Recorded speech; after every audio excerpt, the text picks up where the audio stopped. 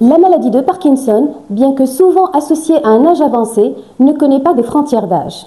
Son apparition précoce chez les jeunes adultes représente un défi diagnostique et thérapeutique particulier. Une détection rapide est essentielle pour optimiser la prise en charge et améliorer la qualité de vie de ces patients.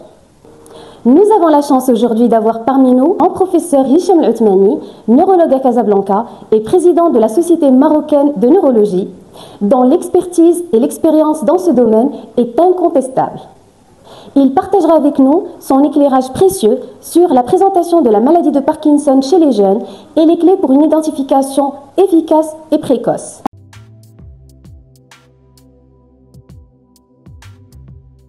Voilà, concernant la maladie de Parkinson, qui est une maladie qui n'est pas rare, hein, c'est une maladie qui est relativement fréquente, puisque on estime à peu près à au moins 2% des personnes, au-delà de l'âge par exemple de 65 ans, seront touchées par cette maladie.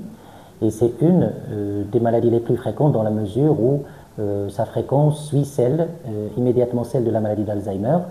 Mais c'est aussi une maladie qui, vraisemblablement, c'est la maladie neurologique qui augmente avec la plus grande proportion actuellement et dans l'avenir proche. Il faut savoir aussi que c'est une maladie qui touche aussi les sujets jeunes, ce n'est pas une maladie strictement des sujets âgés. Beaucoup de patients qui ont un âge de moins de 50 ans peuvent être touchés par cette maladie.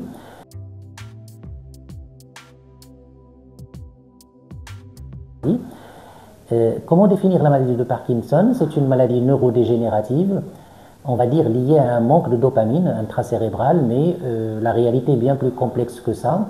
Mais finalement, ce manque de dopamine, c'est quand même l'aspect le plus important pour définir cette maladie, aussi parce qu'on arrive à améliorer les patients atteints de cette maladie en apportant de la dopamine sous différentes formes.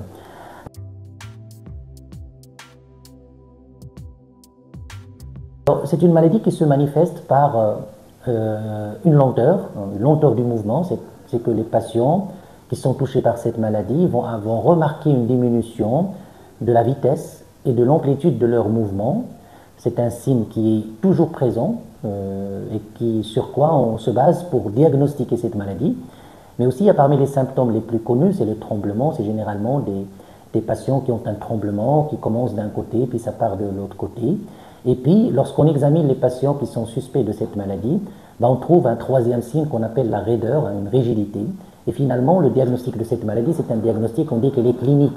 On n'a pas besoin, normalement, d'exploration, ni de scanner, ni d'IRM, ni de bilan biologique pour confirmer cette maladie. C'est plutôt au neurologue de permettre de retenir cliniquement cette maladie. Pour cela, il y a plusieurs molécules disponibles, plusieurs classes thérapeutiques. Il y a des molécules qui ont un effet qui ressemble à la dopamine, ce qu'on appelle les agonistes dopaminergiques. Il y a aussi des médicaments qui comportent la dopamine elle-même. Et puis, il y a d'autres molécules, donc le but, c'est d'améliorer un petit peu ce qu'on appelle la cinétique et l'effet de la dopamine en essayant, par exemple, d'inhiber des enzymes qui permettent d'améliorer la concentration de la dopamine au niveau intracérébral.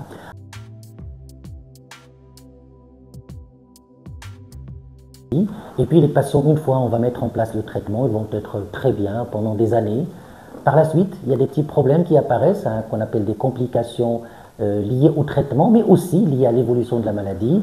Et puis, à ce stade, lorsque le traitement ne permet plus d'améliorer de façon continue la qualité de vie des patients, on aura recours à des traitements qu'on appelle des traitements de seconde ligne. Et c'est des traitements de seconde ligne, il y en a deux actuellement, par exemple, au Maroc. Il y a ce qu'on appelle la stimulation cérébrale profonde, c'est un type de neurochirurgie fonctionnelle. Et puis, il y a un autre type de traitement qui vient d'être mis en place, qu'on appelle l'infusion ou la perfusion continue en sous-cutanée d'une substance qu'on appelle de l'apomorphine, qui est un agoniste dopaminergique, qui permet aussi une amélioration un petit peu continue des symptômes.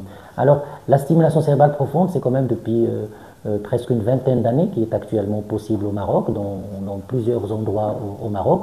Et le principe, c'est d'implanter des électrodes au niveau de deux noyaux bien définis, hein, les plus fréquemment, on va dire, utilisés ou sur quoi on s'appuie pour améliorer les patients, c'est des noyaux qu'on appelle noyaux subthalamiques, c'est des petites structures au niveau de la profondeur du cerveau.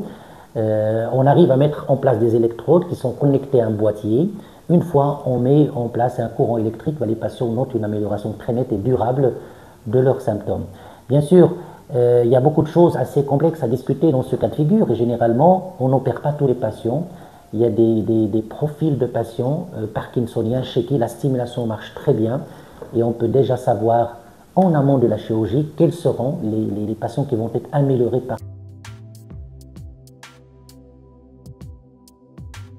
La maladie de Parkinson, c'est une maladie qui est assez complexe. Il n'y a pas que les problèmes moteurs liés au mouvement, il y a aussi des problèmes liés à l'aspect psychologique, à l'aspect comportemental, qui doivent être aussi pris, des problèmes qui doivent être aussi pris en considération.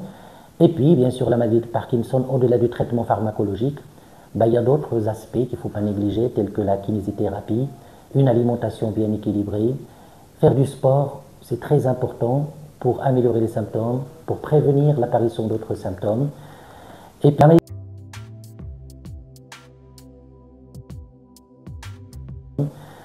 Et puis, voilà, comme synthèse, une maladie qu'il ne faut pas négliger. C'est une maladie relativement fréquente.